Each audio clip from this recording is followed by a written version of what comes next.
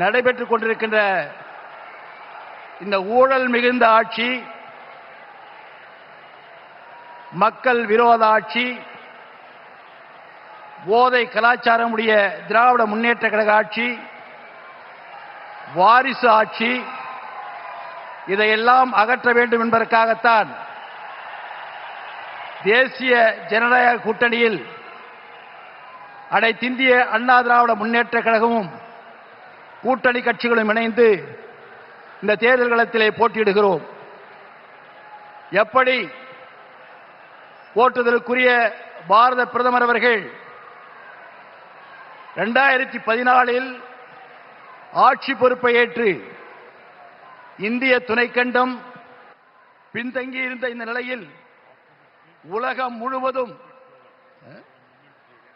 முழுவதும் இன்று இந்திய திருநாட்டை தலைநிமிரச் செய்து உலகத்திலேயே 4வது பொருளாதார மிக்க நாடாக உருவாக்கியவர் போற்றுதலுக்குரிய இந்த நாட்டினுடைய பிரதமர் மோடிஜி அவர்கள்.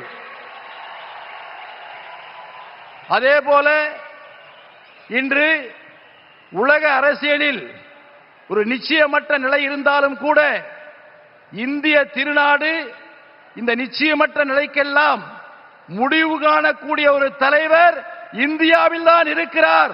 அவர் இந்த நாட்டினுடைய பாரத பிரதமர் என்று சொல்லாமல் சொல்லி தன்னுடைய வலிமையான செயல்பாட்டால் உலக தலைவர்களை கவரக்கூடிய ஒரு தலைவர் இன்று நம்மிடத்திலே இருந்து கொண்டிருக்கிறார்.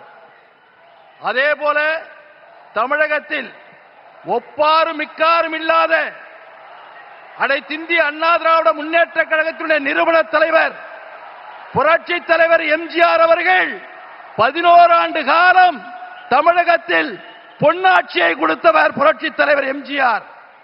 அதைத் தொடர்ந்து புரட்சி தலைவி அம்மா அவர்கள் 16 ஆண்டு காலம் இந்த தமிழகத்தில் அனைத்து துறைகளிலும் முதன்மை மாநிலமாக கொண்டு வந்தவர் புரட்சி தலைவி அம்மா அவர்கள். அதைத் தொடர்ந்து 4 ஆண்டு காலம் ஆட்சி பொறுப்பிலே இருந்த போற்றுதலுக்குரிய எங்களுடைய பொதுச் செயலாளர் எடப்பாடியார் அவர்கள் நல்லாட்சியை கொடுத்திருக்கிறார்.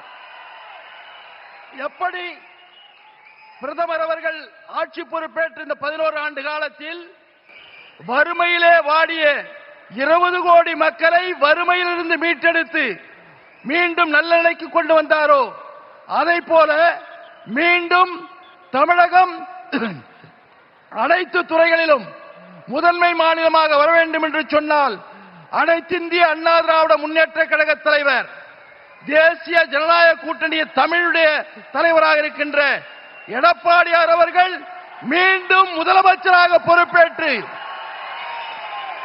நாட்டினுடைய அனைத்து துறைகளிலும் முதன்மை மாநிலமாக வர வேண்டும் என்று சொல்வதற்கு நாம் அனைவரும் ஒன்றுபடுவோம், கடுமையாக உழைப்போம், விட்டுக் கொடுப்போம், ஒருவரோடு ஒன்று சேர்ந்து செயல்படுவோம். ஏனென்று சொன்னால் பல கட்சிகள் கூட்டணியாக இருக்கிறது. அவர்களை புரிந்து கொண்டு இந்த தேர்தல் களத்திலே தீய சக்தியான திராவிட முன்னேற்ற கழகத்தை வேரடி மண்ணோடு அறுத்து தேசிய ஜனநாயக கூட்டணி வெற்றி பெற்று அதனுடைய தலைவராக இருக்கின்ற போற்றுதலுக்குரிய எடப்பாடியார் அவர்கள் மாண்புமிகு தலைமை அமைச்சர் நரேந்திர மோடியினுடைய அவருடைய பாசத்தோடு, அவருடைய அணுகுமுறையோடு, அவருடைய ஆசீர்வாதத்தோடு மீண்டும் தமிழகத்தினுடைய முதலமைச்சராக எடப்பாடியார் அவர்கள் அமர்வதற்கு நாம் பாடுபடுவோம் என்று கூறி வாய்ப்பளித்தமைக்கு நன்றி கூறி விடைபெறுகிறேன். நன்றி, வணக்கம்.